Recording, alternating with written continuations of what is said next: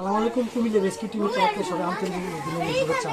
জগন্নাথপুর যে মোহনের বাড়িতে যে অনেকদিন ধরে সাপে ডিস্টার্ব করতেছে, আমি অনেক চেষ্টা করছি, আমার সাধ্য পরিমাণ চেষ্টা করতেছি এটা ধরার লেগে। আমি অন্তত আগে দুবার হয়েছি, বরঞ্চ সাপের ধরতে গেলে আমি জীবনে এতবার কোথাও যাওয়া লাগছে না, এত বিরক্ত হয়েছি এটার প্রতি। কিন্তু আমার একটা ক্ষোভ ছিল, এটা ধর্ম এটা কি। তো আমরা বড় ধরনের একটা আশা ভরসা করছিলাম বড় কিছু একটা পাবো বা অসাধারণ মতো কিছু একটা পাবো। তবে সাপে 1 বিঘা হোক আর 2 বিঘা হোক, সাপ জন্মের থেকে বিষ নিয়ে ডিমের থেকে বিষ নিয়ে সৃষ্টি হয়।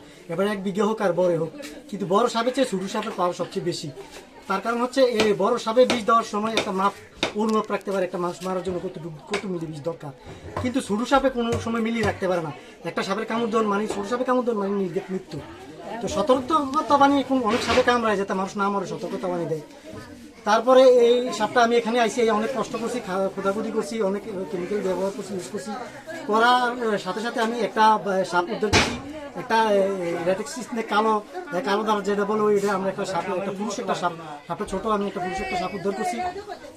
উদ্ধার করার পরে দ্বিতীয়বার আমি অনেক রক্ষণাবেক্ষণ করছি, ওই জায়গাটি বহুত তথ্য তালাশ করছি।